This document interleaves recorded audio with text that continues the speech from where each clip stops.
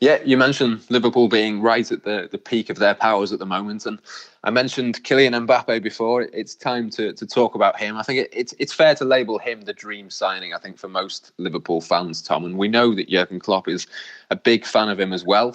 Who isn't? But anyone who was at Anfield when PSG came to Merseyside in the Champions League group stage last season would have seen with their own eyes just how good Kylian Mbappe is. I mean, first of all, Tom, what a player. Yeah, it's getting to the point with Mbappe that it's hard to find the words to describe how good he is. And what's been interesting in the last few weeks of confinement and us all sitting around trying to fill our time on Twitter has been the number of kind of greatest 11s that he's appeared in. I mean, you'll have seen the Jamie Carragher World 11 Challenge, which I think I'm sure we've all had a go at trying, and I was intrigued by the number of people who picked Mbappe in their sort of world lifetime 11s. This is a guy who's still only 21, he's still finding his way in the sport, and it feels like the predictions that have been made about him over the last few years are all sort of coming to fruition. He does look like the heir to the crown as the world's greatest player that Messi and Ronaldo were fought over the last 10 years. And consequently, there is immense interest in where his next club is going to be. Yeah, I mean, I mentioned that game in the Champions League when Liverpool faced him, and everyone, I think, knew going into Anfield that night just how good he was. But for me, that was a real eye-opener, and he would have only been, 19, 20 at that moment in time. You could just see the talent that he is. Do you think he is the man to step up, and when Lionel Messi and Cristiano Ronaldo maybe are past the peak of their powers, do you think he is the one for the next decade? Yeah, I mean, I think he's in the best place in that currently he's at a club where he's almost guaranteed to win things. He's guaranteed to start every game. Last season, he was the second highest goal scorer in Europe behind Lionel Messi. And that was the first time that he'd got up into those kind of numbers. I think it was 39 goals in all competitions, 33 in Liga. He was injured at the start of this season, so had a bit of a slower start to the season, but since then has been back up at the sort of pace that he hit last season. And yeah, you look at him and you think, he's already won countless trophies domestically. He's already won the World Cup. He scored in the World Cup final. He's reached what is a peak for most footballers by the age of 21. He's still improving. I think what will determine Mbappe's future is, that there is always an element of luck in it. Can he make sure that he is at the right club at the right time?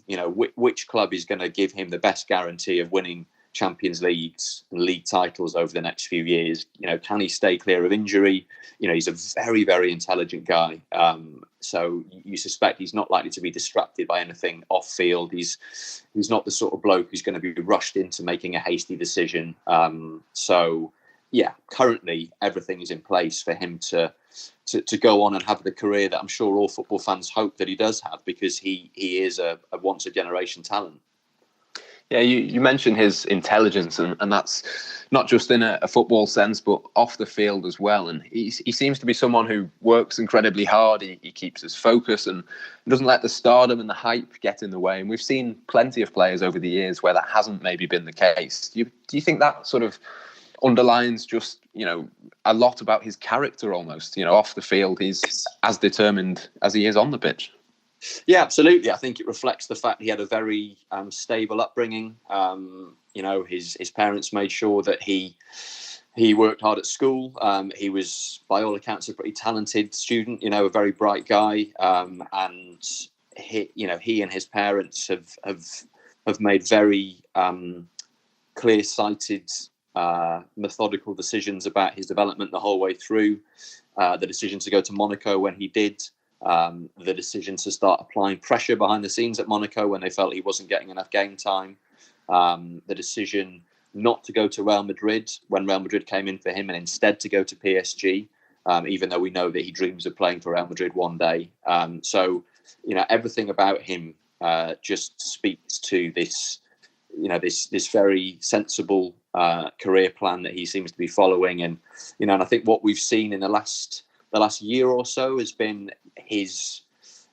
We've seen him very consciously trying to kind of develop his brand, and I hate talking about footballers as brands, but sadly that's what they are these days. And he made sure that he wasn't going to start giving interviews in English until he was happy with his level of English. And then when he did finally start giving interviews in English, he was speaking with complete fluency in the very engaging, articulate way that he speaks when he speaks in French. And last summer he did various press junkets for Nike. He went to I think he was at their headquarters in Oregon at one point, and meeting all the big basketball stars. And he spent a bit of time in the Far East doing a lot of promo stuff there. And he is very kind of deliberately growing his kind of international profile. And again, that's just, I think, a reflection of the fact that he's someone who has very successfully compartmentalized all the different elements of a modern footballer's career. And whether it's on the pitch, whether it's off the pitch, whether it's his PR,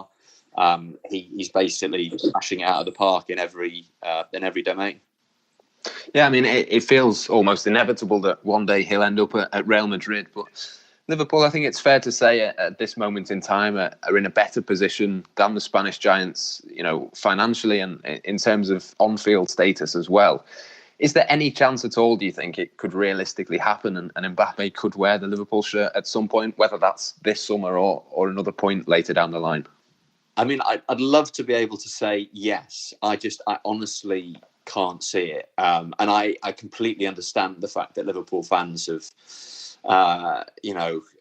started to entertain this idea, because who wouldn't want to see a player like Mbappe playing for your club? I think the difficulty is that Mbappe wants to go to Real Madrid. Mbappe will go to Real Madrid at some point. That is his sporting destiny. Bar misfortune striking either him or Madrid, that is what's going to happen. So what the situation we're in currently is, I think both he, PSG, his advisors, his family, and Real Madrid are kind of just waiting for the tectonic plates to shift until that move feels inevitable. You also have to factor in the Neymar situation. Neymar, although he was having a fantastic season prior to the lockdown, has never been happy in Paris. We know that Barcelona still want to bring him back. Lionel Messi still wants him to go back to Barcelona. And I think, if and when we get back to some sort of normality in the transfer window, that will once again be the main focus of PSG's attention. If they were to lose Neymar in the next transfer window, whenever that might be, that would only make them doubly determined not to lose Mbappe. You think about what a coup it was for them to have signed both Neymar and Mbappe in the same summer transfer window back in 2017. How devastating it would be to lose them both. So I think if Neymar leaves, which is probably likely, I think it would make them even more determined to hang on to Mbappe. Now, I think the only way that Liverpool would end up entering into that situation is if for some reason a move to Madrid became impossible. If Mbappe got to a point where he felt like he'd won all he was going to win at PSG, was ready to leave, and Madrid couldn't get him, whether because they couldn't afford it or because of some other circumstance, then he might have to look at an alternative. But then if you were to buy him today, you wouldn't get much change out of 250 million quid. And that value is only going to increase, again, with the caveat that we don't know how transfer fees are going to be impacted by the current situation. It may be the case that players are available more cheaply than they would be otherwise, but in a normal circumstance, Mbappe is on course to be the world's first £300 million footballer, and so Liverpool would have to triple their transfer record to get him. So much as I understand the excitement, the thought of Mbappe wearing Liverpool red generates among Liverpool fans, I personally can't see it. No, I mean, it does seem unlikely when you sort of mention those figures there. There's been some suggestion from certain outlets that, Liverpool's kit deal with Nike could perhaps help their cause in the Mbappe chase. And do you think there could be any truth in that at all? Or is that just maybe something convenient for gossip columns, I should say, to hint at? I mean, it's the sort of thing that when that kind of thing happens, it's something that players will look on favourably. You know, the fact that Neymar moved to PSG, a Nike club, made that deal more straightforward than had he gone to an Adidas club or a Puma club. But I don't think any leading player would consider that as a priority. And I also don't see how, in terms of how the deal would be structured, how Nike could insert themselves into that deal in any beneficial way. I mean, it would, players like Mbappe. There's talk about, brand uniformity when it comes to a player wanting to wear a kit that matches his boot sponsorship deal, and that is something that the players and their advisors do think about, but not to the extent that it would have a concrete effect on which club they join. So no, I can't see that having any kind of influence.